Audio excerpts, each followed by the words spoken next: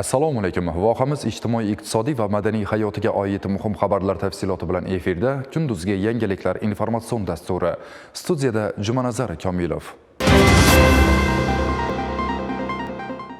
Ayolni ulug'lash oliyjanoblik, millat ayolini e'zozlash, qadrlash, millat kelajagi bo'lgan yosh avlodning har jihatdan barkamol etib tarbiyalashning muhim omili. Ayolning sadoqati, mehr-muhabbati, fidoyiligi, azmu shijoati u voyaga yetkazayotgan farzandlar orqali jamiyatga ko'chadi. Ayolning oila va farzand tarbiyasidan ortib, davlat va jamiyat hayotidagi faol ishtiroki esa taraqqiyotni jadallashtiradi. Yurt ravnaqiga hissa bo'lib qo'shiladi. Bugun mamlakatimizda xotin-qizlarni har tomonlama qo'llab-quvvatlash davlat siyosati darajasiga ko'tarildi. Natijada 2017-yilda boshqaruv sohasida xodimlarning o'rtacha 20% ni xotin-qizlar tashkil etgan bo'lsa, hozirgi vaqtda bu raqam 35% ga yetdi. Bu jamiyatimiz rivojiga ham ijobiy ta'sir etmoqda. Eng muhimi, aql zakovatli, bilimli va iste'dodli xotin-qizlari davlat va jamiyatning barcha sohalarida namuna bo'lishmoqda. 8-mart Xalqaro xotin-qizlar kuni munosabati bilan viloyatimiz bo'ylab turli bayram tadbirlari bo'lib o'tmoqda. Ayollarni seving va izzat qiling. Ulardan faqat yupanch emas, balki ilhomingizga kuch, ma'naviy va aqliy qobiliyatingizni 2 baravar oshiruvchi qudrat axtaring. Ayol ana shunday fazilatlarga boy. Mutafakkirlar tili bilan aytganda, toki yer yuzida bittagina ayol mavjud ekan, ular haqida hamisha nimadir yangi gap aytish mumkin. Ayol buyuk so'z. Unda bahoriy musaffolik, do'stga xos fidoyilik, ona jasorati mujassam. Bugun jamiyatimizda xotin-qizlarga bo'lgan e'tibor har qachongidanda ustuvorlik kasb etayotganini hammamiz his qilyapmiz. Chunki xalqimiz azaldan madaniyatning qay darajadaligi ayolga nisbatan munosabat bilan o'lchanishini yaxshi biladi. Bog'ot tumanida bo'lib o'tgan bayram tadbirida ham xotin-qizlar sha'niga samimiy va iliq so'zlar bildirildi. Bugun turli jabhalarda samarali faoliyat olib borayotgan, yurtimiz taraqqiyotiga munosib hissa qo'shayotgan, farzand tarbiyasiga mas'uliyat bilan qarayotgan onaxonlar, yoshlar vakillari orqali barcha xotin-qizlarga bayram tilaklari yo'llandi. Tuman hokimi ularning bir guruhiga faxriy yorliq va sovg'alarni tantanali ravishda topshirdi. Ularning oila va jamiyatni mustahkamlash, farzandlarni vatanparvarlik ruhida tarbiyalashdek ezgu ishlari yana bir bor e'tirof etildi. Dil qutlovlari, san'atkorlarning bayramga monand kuy qo'shiqlari, yosh ijrochilarning badiiy chiqishlariga ulanib ketdi. Bahorning nafosatga to'la bayrami har bir jamoa va oila davrasida o'zgacha shukuh bilan nishonlanmoqda. Bugungi kunda Xorazm viloyati Yoshlar ishlari boshqarmasi tizimida ham o'nlab opa-singillarimiz mehnat qilib kelishmoqda. Ularning samarali faoliyat yuritishlari o'z ustida ishlab, malaka oshirishlari uchun barcha sharoitlar yaratilgan. Shuningdek, yoshlarga doir davlat siyosatini amalga oshirishda qator hamkor tashkilotlar bilan birgalikda ish olib borilmoqda. Urganch shahridagi Yoshlar markazida 8-mart Xalqaro xotin-qizlar kuniga bag'ishlab qator soha vakillari ishtirokida bayramga bag'ishlangan tadbir tashkil etildi. Tadbirda xotin-qizlarga ehtirom ko'rsatildi. Ularga ezgu tilaklar bildirildi. Dolzarb va mas'uliyatli faoliyatda fidoyilik bilan mehnat qilayotgan ayollar alohida e'tirof qilindi. Mahallamizda biz yoshlar balansini shakllantirib oldik. Xatlov jarayonlari bo'ldi. Bizning mahallamizda 903 nafar yoshlar istiqomat qiladi. Ularni shu qiziqish yo'nalishi bo'yicha to'garaklarga, besh tashabbus olimpiadalarga jalb qilib kelmoqdamiz. Biz ayollarga juda katta e'tiborlar qaratilyapti. Mehnatimiz e'tirof qilindi, sovg'alar berishdi, gullar berishdi. Bayram kayfiyati juda yaxshi. Oila va jamiyat ustuni, hayotimizning fayzi va ko'rki bo'lgan xotin-qizlar e'zozlandi. Faxriy yorliq hamda bayram sovg'alari topshirildi. Tashkilotchilar yangi O'zbekistonimizning kelajak bunyodkori bo'lgan yosh avlodni tarbiyalashda xotin-qizlarning fidokorona mehnatiga tayanamiz deya alohida ta'kidlashdi. Yurtboshimizni tashabbuslari bilan bevosita xotin-qizlarga berilgan imkoniyatlar, imtiyozlar asosida o'zim xohlagan, o'zim istagan bir orzum, bir niyatim amalga oshdi. Berdaq nomidagi Qoraqalpoq davlat universitetining yuridika yo'nalishiga talabasi bo'ldim. Men bundan xursandman. Barcha O'zbekiston ayollarini Xalqaro xotin-qizlar kuni bayrami bilan chin qalbimizdan, yoshlar nomidan tabriklayman. E'tiroflar, hurmat, mehr xotin-qizlarga yanada kuch, shijoat bag'ishladi. Yosh san'atkorlar ijrosida yangragan kuy-qo'shiqlarda onajonlar madh etildi. Xorazmcha jozibador kuy-qo'shiqlar hammani raqsga chorladi. Bahor va nafosat bayrami barchangizga qutlug' bo'lsin, aziz opa-singillar. Fasli bahor kelishi bilan husn va malohatda tengi yo'q ayol qizlarimizning bayrami yurtimiz bo'ylab keng nishonlanadi. Muhammad al-Xorazmiy nomidagi Toshkent axborot texnologiyalari universiteti Urganch filialida ham sana munosabati bilan Ayol borki olam munavvar nomli bayram tadbiri tashkil etildi.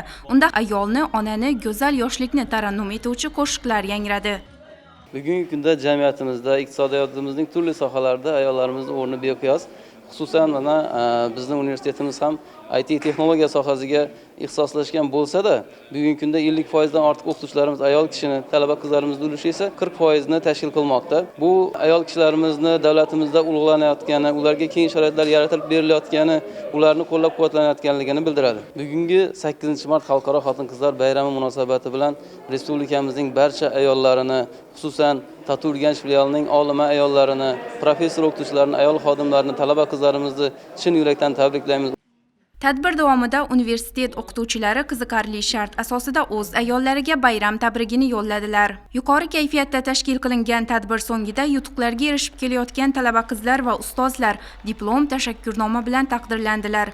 Shuningdek, tadbirga taklif etilgan nozik xilqat vakillari sanalgan ayol o'qituvchi, tadqiqotchi va talabalar oliygohda uzoq yillar faoliyat yuritgan mehnat faxriylariga esdalik sovg'alar tarqatildi.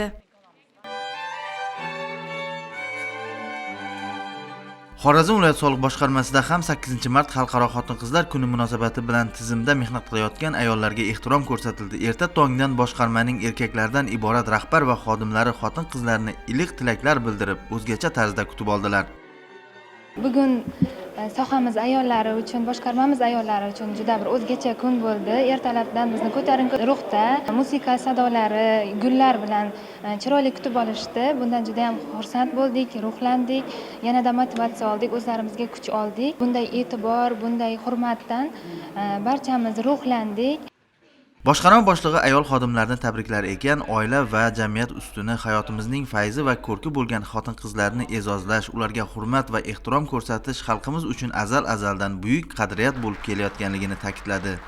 Dunyoni quyoshsiz tasavvur etib bo'lmaganidek, hayotni ham mo'tabar onalarimiz, mehribon ayollarimiz, go'zal opa-singillarimiz va shirin qizaloqlarimizdan ayri holda tasavvur eta olmaymiz.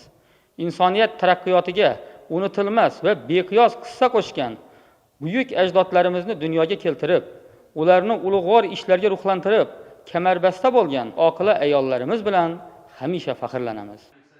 Tadbirda so'zga chiqqanlar ayollik nafosati, bilim va salohiyati bilan sohani rivojlantirishga munosib ulush qo'shayotgan xodimalarni bayram bilan tabriklab, xonadonlarga fayz va baraka, xotirjamlik hamda ishlariga omad tiladi. Ayollarga bayram munosabati bilan esdalik sovg'alari topshirildi. Ta'kidlash lozim, har qanday davlat boshqaruvi faoliyatida soliqlarning ahamiyati juda muhim hisoblanadi. Davlat g'aznasini to'ldirishda asosiy manba bo'lgan soliqlarning uzluksiz kelib tushishi mamlakatning iqtisodiy xavfsizligi, barqaror rivojlanishini ta'minlashda soliq sohasida xizmat faoliyatini olib borayotgan ayollarning ham hissasi katta. Viloyat soliq boshqarmasida bosh inspektor Iroda Rahmonova ham mamlakatimiz byudjetini shakllantirishda ko'p yillardan buyon samarali mehnat qilib kelayotgan fidoyi soliqchi ayollardan biri. Soliq tizimi sohasida 24 yildan buyon ish faoliyatimni olib bormoqdaman. Mana shu davr ichida ko'p o'zgarishlar ro'y berdi. Soliq to'lovchi bilan soliqchini o'rtasidagi munosabatlar barchasi dasturiy mahsul orqali amalga oshirilmoqda. Masalan, oldingi davrlarda hisobotlarni qog'ozda taqdim qilardi. Inspeksiyalarga borib, qator-qator navbatlarda turib, o'z hisobotlarini taqdim qilishi lozim edi. Bugungi kunni oladigan bo'lsak, barcha soliq hisobotlari elektron tarzda onlayn tizimida taqdim qilinib kelinadi. Mahallaboy va korxonaboy tizimlari joriy qilingan. Men bugungi kunda korxonaboy tizimida o'z faoliyatimni olib bormoqdaman. Menga 500 dan ortiq idora tashkilotlar biriktirilgan. KPI tizimini joriy qilinishi soliq inspektorini o'z ish faoliyatini samaradorligini oshirmoqda. Mamlakatimizda xotin-qizlarning faolligini yanada oshirish, ularning mavqeini yuksaltirish, huquqlarini har tomonlama himoyalash, jamiyatda o'zining munosib o'rniga ega bo'lishi uchun zarur ijtimoiy, siyosiy, iqtisodiy sharoitlarni yaratish masalasiga doimiy e'tibor berib kelinmoqda. Bu borada yaqin yillar ichida o'ziga xos huquqiy himoya tizimi yaratildi. Natijada esa ayollarning siyosiy va ijtimoiy hayotdagi ishtiroki sezilarli darajada oshdi. Buni raqamlar ham tasdiqlaydi. Bugun viloyatimizda soliq tizimidagi xotin-qizlarning soni 127 nafarga yetdi. Bu raqam 2017-yilga nisbatan 2 barobarga ortgan. Prezidentimiz tashabbusi bilan so'nggi yillarda ayollarga har sohada alohida e'tibor qaratilishi, xotin-qizlarni o'qishlarida, ishlarida yetarlicha shart-sharoitlar yaratilishi, barcha jabhalarda rahbar ayol kadrlarining tayyorlanishi jamiyatimizda ayollarning o'rnini yanada yuksaltirdi. Jumladan soliq sohasida ham gender tengligi ta'minlanib, xotin-qizlar erkaklar bilan bir qatorda faoliyat olib bormoqda va yaxshi natijalarga erishmoqda. Misol uchun, viloyatimizda bitta tuman soliq inspeksiyasiga ayol kishi rahbarlik qilib kelmoqda. Darhaqiqat, xotin-qizlar viloyat soliq boshqarmasi va tuman shahar inspeksiyalarida samarali xizmat qilib kelmoqdalar. Mamlakatimiz iqtisodiy manfaatlarini himoya qilish, davlatimiz byudjeti va daromadlarini barqaror shakllantirish hamda aholi va tadbirkorlarni qo'llab-quvvatlashda soliq xizmati xodimlarining o'rni ham ahamiyatlidir. Yangiliklarimiz davom etadi. Mamlakatimizda barcha sohalar kesimida korrupsiyaning oldini olish dolzarb hisoblangan mavzuga aylandi. Prezidentimiz raisligida korrupsiyaga qarshi kurashish bo'yicha Milliy kengashning kengaytirilgan yig'ilishida ham mazkur yo'nalishga doir vazifalar belgilab olindi. Jumladan sud tizimida ham bu borada muhim ishlar amalga oshirilmoqda. Oliy sud raisining sudlarda korrupsiyaga qarshi kurashish tizimini yanada takomillashtirish chora-tadbirlari to'g'risidagi buyrug'i qabul qilinib, u bilan sudlarda korrupsiyaga qarshi kurashish tizimini tartibga soluvchi 8 ta ichki idoraviy hujjat tasdiqlandi. Adolatni ta'minlaydigan sud tizimida ham korrupsiyaning oldini olish bo'yicha alohida chora-tadbirlar ishlab chiqilgan. Jumladan Oliy sud raisining sudlarda korrupsiyaga qarshi kurashish tizimini yanada takomillashtirish chora-tadbirlari to'g'risidagi buyrug'i bilan tasdiqlangan sudlarda korrupsiyaga qarshi kurashish tizimini tartibga soluvchi 8 ta ichki idoraviy hujjat bu borada muhim ahamiyatga ega. Xorazm viloyat sudida mazkur hujjatlarning mazmun mohiyatini sudya va sud xodimlariga batafsil tushuntirish uchun viloyat sudi va viloyat ma'muriy sudlarining barcha sudya hamda xodimlari ishtirokida seminar tashkil etildi. Unda odamlar adolat izlab keladigan maskanda korrupsiyaga o'rin yo'qligini hamda sud tizimida ochiqlik va shaffoflikni ta'minlashga, ichki odob axloq qoidalariga alohida e'tibor qaratilishi lozimligi yana bir bor ta'kidlandi. Haqiqatdan bugun jamiyatda korrupsiyaning oldini olish eng ustuvor vazifalardan sanaladi. Halollik va poklik masalasiga nafaqat insoniylikning bosh mezonlaridan biri sifatida qaralmoqda, balki taraqqiyotning bardavomligini ta'minlashdagi ahamiyat ham e'tirof etilmoqda. Sudyalar o'z ma'ruzasida kun tartibidagi mavzular yuzasidan ishtirokchilarga to'liq ma'lumot berishdi.